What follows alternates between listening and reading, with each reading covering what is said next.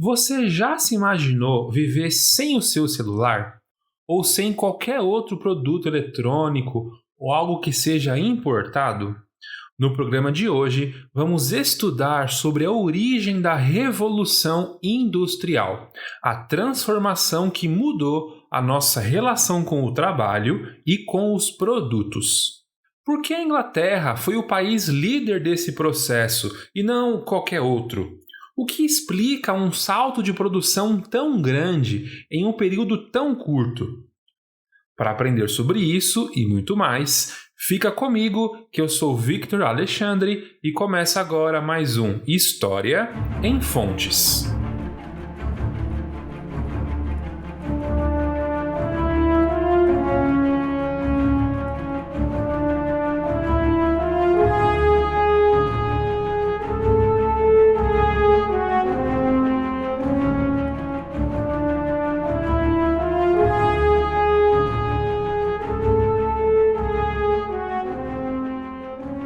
Galera, já temos aqui na descrição mais uma edição do nosso estudo dirigido para você que é professor e professora usarem esse podcast com seus alunos. E se você é um estudante ou conhece alguém que vai prestar o vestibular, manda esse programa para eles que talvez ajude muito. Pessoal, no programa de hoje vamos aprender sobre um dos eventos mais importantes da história contemporânea, tanto no aspecto econômico quanto no aspecto político-social, que é a Revolução Industrial. Esse evento será importante porque a partir dele novas relações de trabalho serão criadas. Veremos a consolidação do capitalismo global. Novas políticas internas e externas vão surgir e, inclusive, novas correntes políticas. Nós não vamos conseguir falar de tudo hoje, mas o meu foco nesse programa será responder uma pergunta: por que e como um país se torna uma potência industrial? É só porque ele tem muita tecnologia disponível? É só contar com muita mão de obra qualificada? Por que a Inglaterra despontou como pioneira da industrialização mundial no século XVIII, não antes e não depois? Tá, beleza, eu sei que não foi só uma pergunta, mas você entendeu. Vai ser a partir dessas perguntas que vamos olhar para a história para tentar buscar as respostas para esses dilemas. Bom, antes de conseguirmos chegar a essas respostas, vamos tentar entender como era a Inglaterra pré-industrial. Quando falamos desse período, antes da indústria, não estamos pensando apenas no trabalho na agricultura.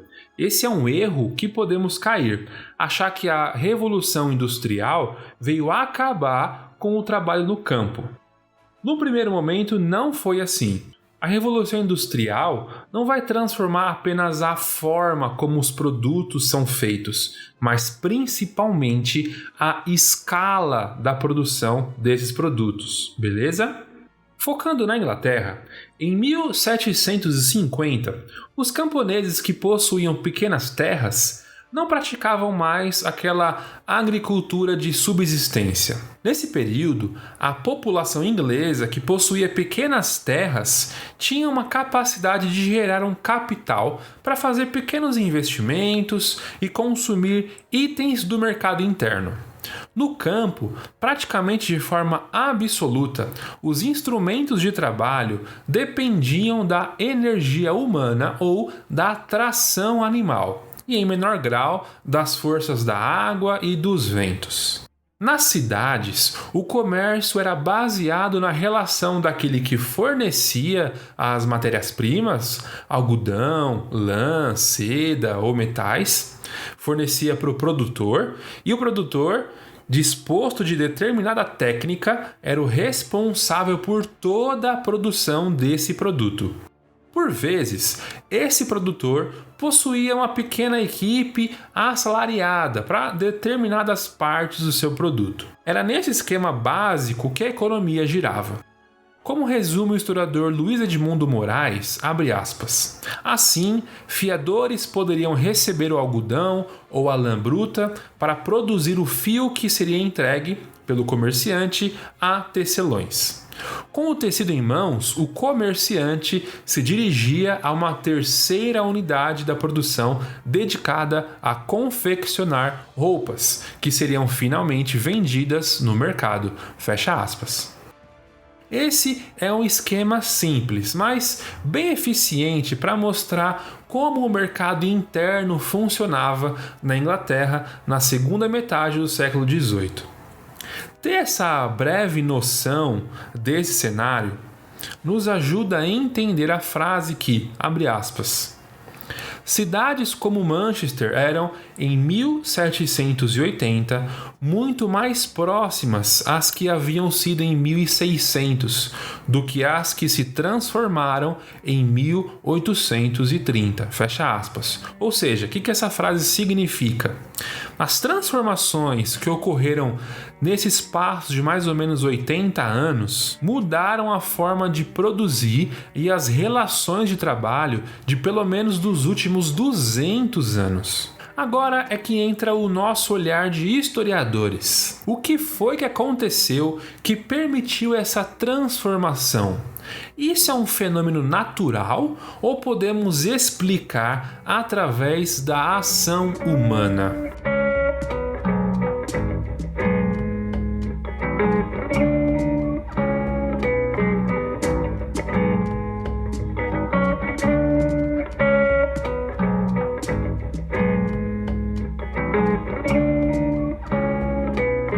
Pessoal, no bloco anterior eu tentei te mostrar como eram as formas de produção antes da Revolução Industrial e como o período anterior às transformações industriais eram semelhantes ao século anterior, lá para 1600. A partir de agora, vamos tentar investigar duas coisas. A primeira, quais foram as causas e os motivos do porquê ter sido a Grã-Bretanha a primeira oficina mecânica do mundo e, segundo, por qual razão essa revolução aconteceu no final do século XVIII e não antes e nem depois. Um dos fatores que muitos historiadores mostram que pode ser uma das explicações para o surgimento de uma transformação industrial é o considerável crescimento populacional que aconteceu na Inglaterra. Em 1701, existiam aproximadamente 5 milhões e 100 mil pessoas no país. Já em 1851, a população era de aproximadamente 16 milhões de pessoas.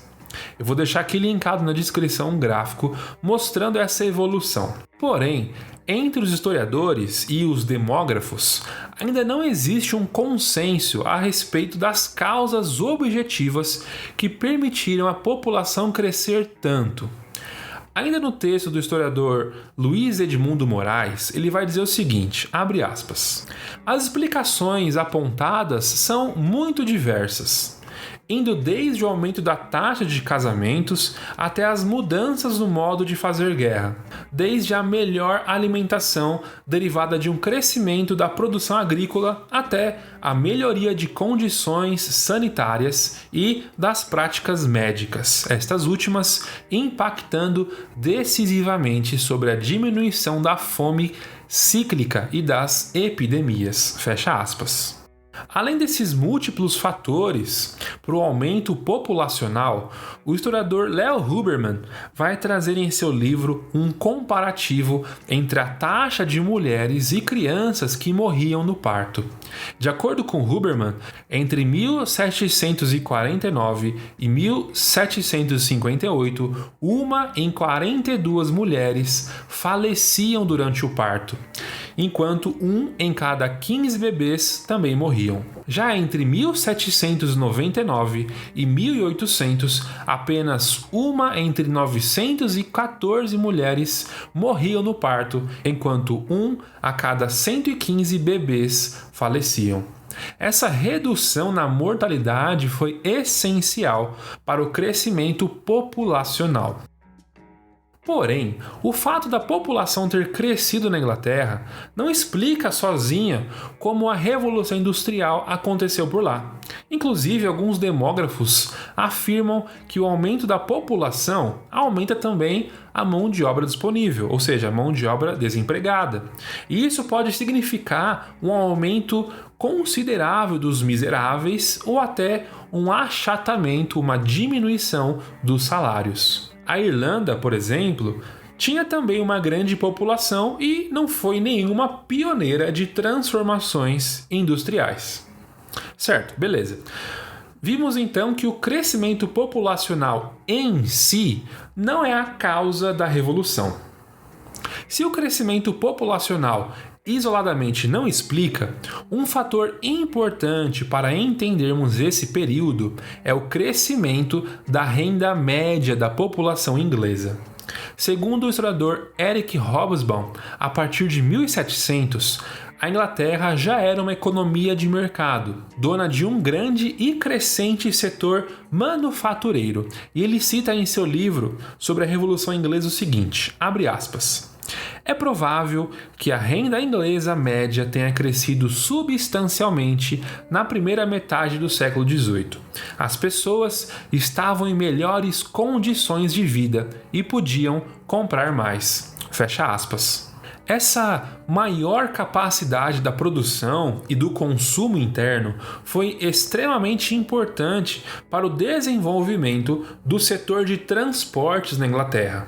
Como o estímulo ao mercado interno estava crescendo, se tornou muito necessário que o governo inglês desenvolvesse a sua área de transportes para baratear os custos dos seus produtos. Afinal, se você faz a encomenda de um produto que tem grande chance de se perder no caminho por atolamento ou péssimas condições de transporte, com certeza o preço desse produto subiria, porque ia precisar de um seguro, enfim. O historiador Leo Huberman afirmou, abre aspas, a revolução nos transportes não só possibilitou a ampliação do mercado interno em todas as direções, como também possibilitou ao mercado mundial tornar-se igual ao mercado interno, fecha aspas. Certo. A Inglaterra, antes da Revolução Industrial, possuía uma população que havia crescido. Essa população teve um aumento médio de sua renda, que permitiu consumir mais, além dos produtos de subsistência, e, consequentemente, os transportes no país melhoraram, tanto os transportes marítimos quanto os transportes terrestres, estradas, ferrovias. Mas esses motivos ainda não nos respondem por que a Inglaterra se tornou essa potência do capitalismo global. Muitos outros países poderiam ter uma população consideravelmente grande, outros países, como os Países Baixos, também tinham uma infraestrutura razoável. Precisamos então encontrar o que a Inglaterra fez de diferente entre todos os outros países.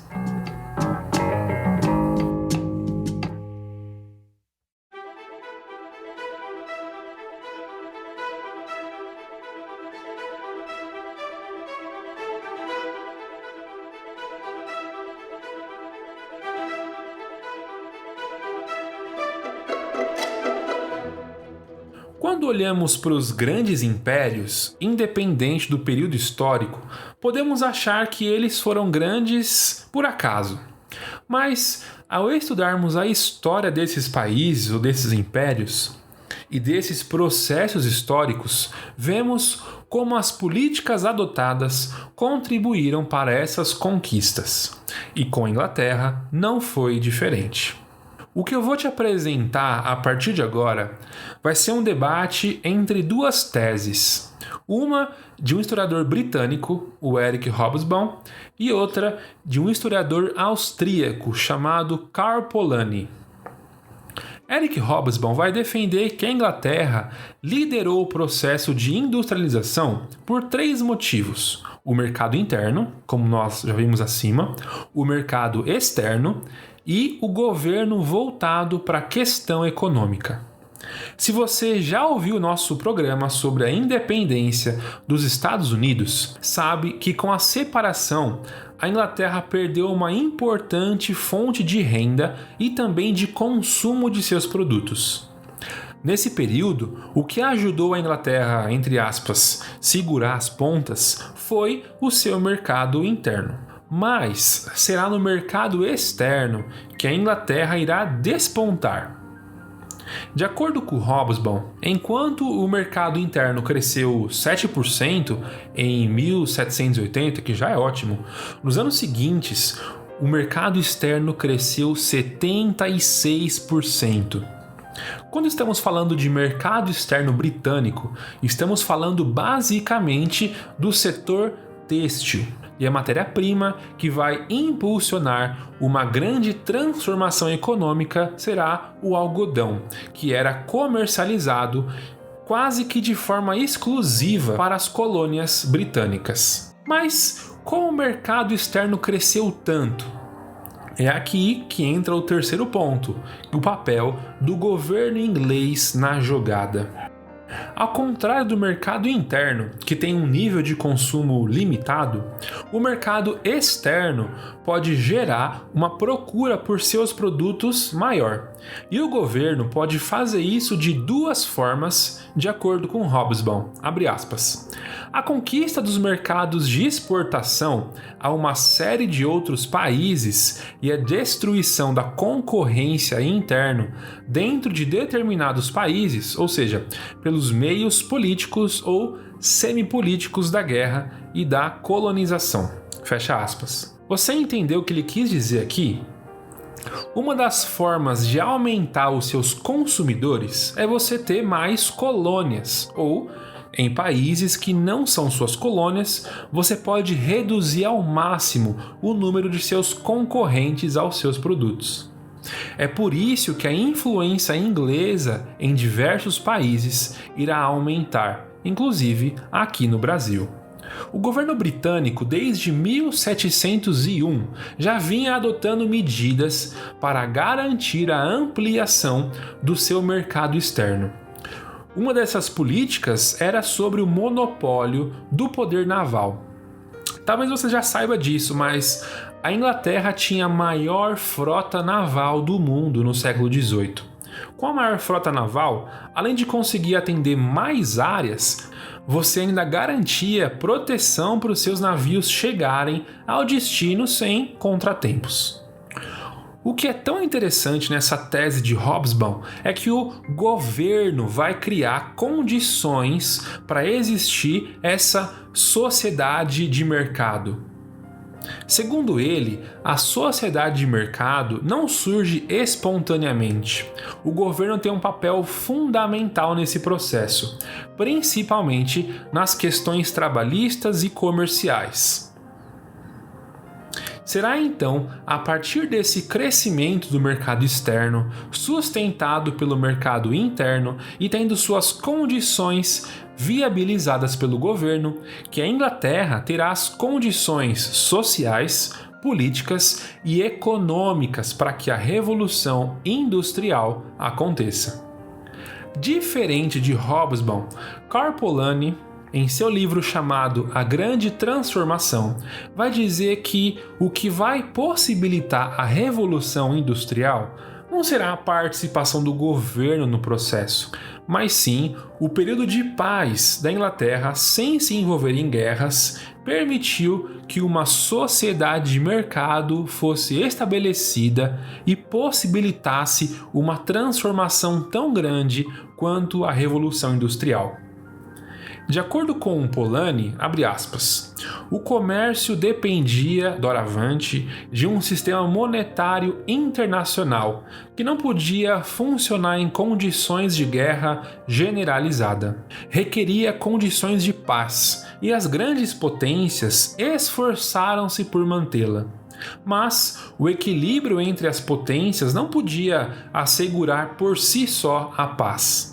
Essa tarefa compete à finança internacional, cuja existência incorporava precisamente o princípio da nova dependência do comércio relativamente à paz. Fecha aspas. Eric Hobsbawm e Karl Polanyi discordavam das origens da sociedade de mercado, mas concordam que a partir dela houve o crescimento, o desenvolvimento industrial. Para nós, é importante estudar esse processo porque o nosso mundo é fruto desse período da Revolução Industrial, que ainda está em constante transformação. Muitas relações de trabalho surgiram nesse período, e aprendermos sobre as causas desse evento nos ajuda a entender por que alguns países são tão desenvolvidos enquanto outros não. Seja pelas relações entre colônia e metrópole de alguns séculos atrás, seja por um problema de desigualdade social, como no Brasil, porque muitas pessoas mal têm dinheiro para sua própria subsistência. Quem dirá para consumir produtos industrializados, para fazer a economia girar e avançar. Pessoal, tudo isso que falamos foi literalmente uma introdução. Falamos apenas sobre as possíveis causas de um pioneirismo da Inglaterra.